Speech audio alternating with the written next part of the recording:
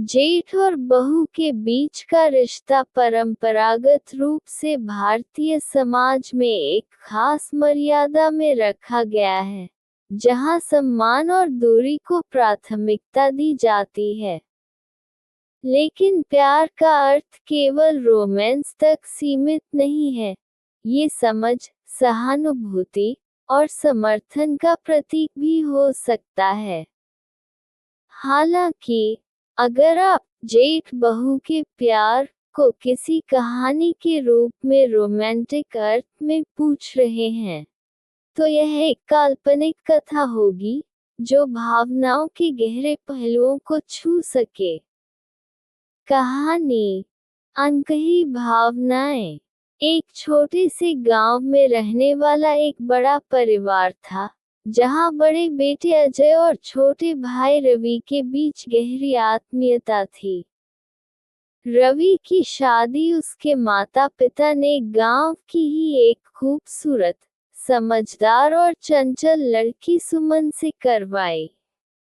शादी के बाद सुमन ने परिवार में अपनी जगह बना ली और सभी का दिल जीत लिया।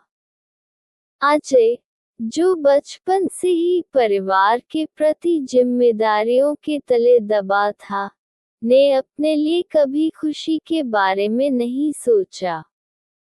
उसका स्वभाव गंभीर था, और वह हमेशा खुद को दूसरों की जरूरतों के लिए समर्पित करता रहा। लेकिन जब सुमन परिवार में आई, तो अजय के जीवन में एक नया रंग भरने लगा। पहली मुलाकात का प्रभाव। सुमन की चुलबुली हंसी और दयालु स्वभाव ने अजय के मन में छिपी भावनाओं को जगा दिया।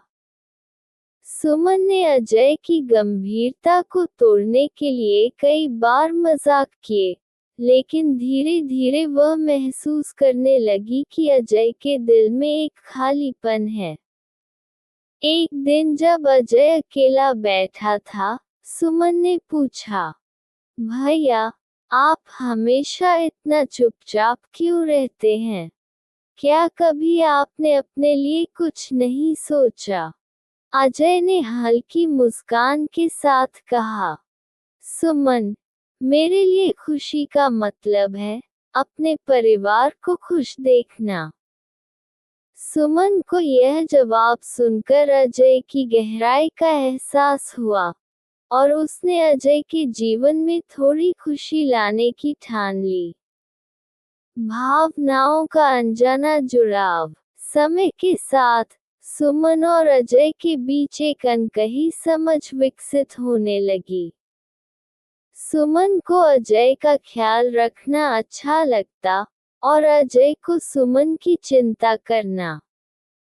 हालांकि, दोनों ने कभी अपने रिश्ते को मर्यादा से बाहर नहीं जाने दिया। एक बार, सुमन ने अजय से कहा, भैया, अगर आप मुझे अपनी छोटी बहन की तरह मानते हैं, तो मैं चाहती हूँ कि आप अपने लिए भी कुछ खुशी ढूंढें।